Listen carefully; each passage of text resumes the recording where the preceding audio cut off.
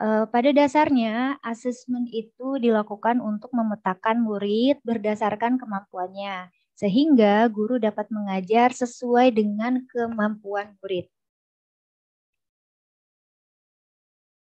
Nah, kemarin kita sudah belajar bahwa asesmen itu ada 3 jenis. Beberapa di antaranya adalah yang pertama, asesmen diagnostik. Jadi asesmen diagnostik itu adalah asesmen awal pembelajaran ya Bapak Ibu. Digunakan untuk melihat kompetensi dan monitor perkembangan belajar peserta didik dari aspek kognitif maupun non-kognitif. Dan yang kedua ada asesmen formatif. Asesmen formatif itu dilakukan selama proses pembelajaran. Dia untuk memberikan informasi mengenai perkembangan penguasaan kompetensi peserta didik pada tahapan-tahapan pembelajaran. Nah, yang ketiga ada asesmen asesmen sumatif. Ini dilakukan setelah proses pembelajaran. Hasilnya digunakan untuk mengukur ketercapaian hasil belajar peserta didik. Kurang lebih seperti itu ya, agak kilas balik sebentar. Oke, terus bagaimana sih tahapan menyusun asesmen diagnostik? Kan tadi yang pertama asesmen diagnostik ya. Asesmen diagnostik itu adalah asesmen awal. Nah, ini adalah tahapan asesmen diagnostik. Yang pertama, menganalisis rapor murid tahun sebelumnya. Jadi kita meluangkan sedikit waktu untuk gimana sih nilai-nilai peserta didik kita di tahun sebelumnya gitu. Kita kepo, buka-buka lagi raportnya. Kemudian yang kedua, mengidentifikasi kompetensi yang akan diajarkan. 3. Menyusun instrumen asesmen untuk mengukur kompetensi peserta didik. Yang keempat, menggali informasi tentang murid seperti latar belakang keluarganya, informasinya, dan lain-lain. Nah, kalau yang ini saya biasanya dapat dari guru BK ya informasinya. Terus melaksanakan asesmen dan mengelola hasil. Jadi kalau udah dilakukan asesmennya, ya kita kelola hasilnya gitu. Dan setelah kita kelola, yang keenam adalah menggunakan data hasil asesmen untuk merencanakan pembelajaran. Seperti itu. Kapan melakukan asesmen diagnostik? Kira-kira kapan? Kapan ya? Jadi, asesmen diagnostik itu dapat dilakukan ketika, nih kalau saya, pengalaman saya, kita bisa melakukan di awal tahun ajaran baru. Jadi, kita sebagai guru menganalisis rapor sebelumnya. Bisa juga dengan cara mengobrol dengan guru di jenjang sebelumnya. Jadi di ruang guru itu ya ngobrol-ngobrol gitu. Gimana si A, gimana si B? Oh, ternyata si A itu begini ya, si B begini. Jadi nanti rencananya kita akan membuat pembelajaran yang seperti apa, treatment seperti apa untuk si A dan si B. Kemudian bisa juga dengan menggunakan teknik asesmen seperti observasi. Nah, asesmen diagnostik yang kedua dapat dilakukan di awal semester baru. Caranya, ini pilihan ya Bapak Ibu, bisa juga dengan tadi menganalisis rapor sebelumnya, atau tadi mengobrol dengan guru di jenjang sebelumnya juga masih bisa ya. Atau yang pernah saya lakukan, ini yang ketiga, observasi, menanyakan refleksi pembelajaran di semester lalu dan apa yang diinginkan di semester ini gitu. Kalau semester kemarin tuh saya kayak bikin semacam angket ya, tapi belum belum ada namanya, nggak ada namanya gitu. Apa sih yang ingin kalian harapkan di pembelajaran IPS semester ini? Terus apa sih yang paling kalian tidak sukai di pembelajaran IPS semester lalu?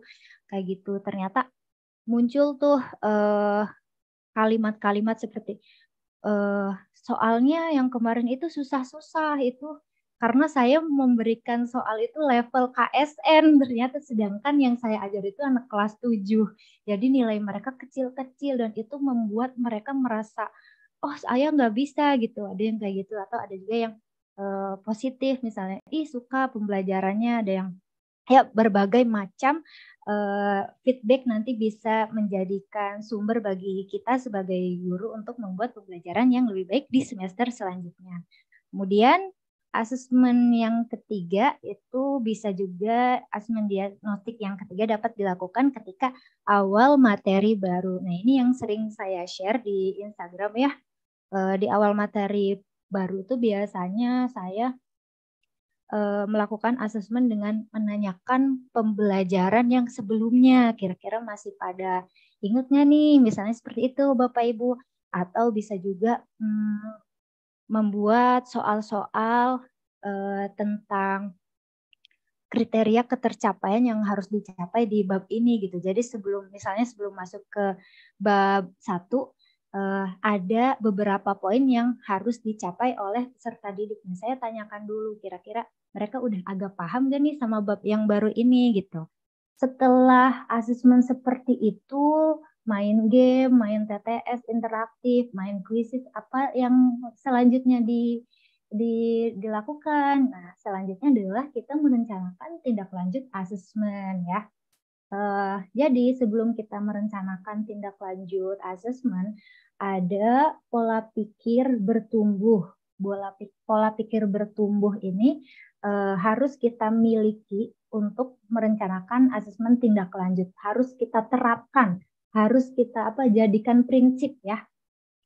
Apa itu pola pikir bertumbuh? Jadi, seseorang yang memiliki pola pikir bertumbuh atau growth mindset berkeyakinan bahwa kecerdasan dan bakat dapat dikembangkan seiring berjalannya waktu, usaha, dan belajar yang diikuti kesungguhan dan ketekunan. Sedangkan fixed mindset atau pola pikir tetap dia berkeyakinan bahwa kecerdasan dan bakat bersifat tetap, tidak bisa berubah. Nah, kita sebagai peserta didik harus menganut pola pikir yang mana nih? Pastinya pola pikir bertumbuh ya, Bapak Ibu. Gitu. Karena kita percaya bahwa anak-anak kita itu pasti bisa berkembang seiring berjalannya waktu. Tergantung usaha mereka, belajar mereka, kesungguhan mereka, dan ketekunan mereka.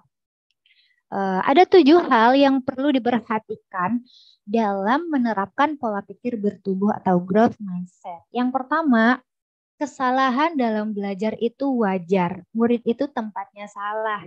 Kalau salah ya kita sebagai gurunya yang membenarkan gitu, diajarkan. Yang kedua, belajar bukan tentang kecepatan, tapi proses. Terus, ekspektasi guru yang positif akan sangat mempengaruhi performa murid. Jadi, jangan sampai kita ada yang nilainya 5, misalnya, kamu kok kayak gitu aja nggak bisa, ini soalnya gampang loh, misalnya. Jadi, kita tuh terpengaruh dengan ekspektasi yang negatif. Jadi kita harus berekspektasi, mungkin siswa ini memang nggak bisa di IPS tapi unggul di pelajaran yang lain, atau mungkin sekarang dia nggak bisa IPS, bisa jadi di semester berikutnya dia bisa gitu. Jadi bahkan ketika di asesmen berikutnya dari nilai 5 dia naik nilainya ke 6 misalnya, itu juga harus kita apresiasi. Masya Allah ya ada peningkatan. Tuh. Dan yang keempat, bahwa setiap anak itu unik. Gaya belajarnya beda-beda dari latar belakang keluarga yang berbeda, latar belakang budaya yang berbeda gitu. Terus pengkondisian lingkungan belajar baik fisik maupun psikis ini juga sangat berpengaruh. Peserta didik yang mungkin di lingkungan rumahnya kurang mendukung ya akan mempengaruhi proses belajar mereka di sekolah. Jadi perlu sekali untuk menciptakan lingkungan belajar yang aman di sekolah. Dan melatih dan membiasakan murid untuk peer assessment. Jadi kita latih mereka untuk coba kalian saling menilai antar teman kalian gitu, misalnya udah sampai mana pemahamannya, misal atau berkelompok terus saling menilai kelompok satu dengan kelompok yang lain. Nah, yang terakhir adalah apresiasi dan umpan balik. Itu dia 7 hal yang perlu diperhatikan dalam menerapkan pola pikir bertumbuh atau growth mindset.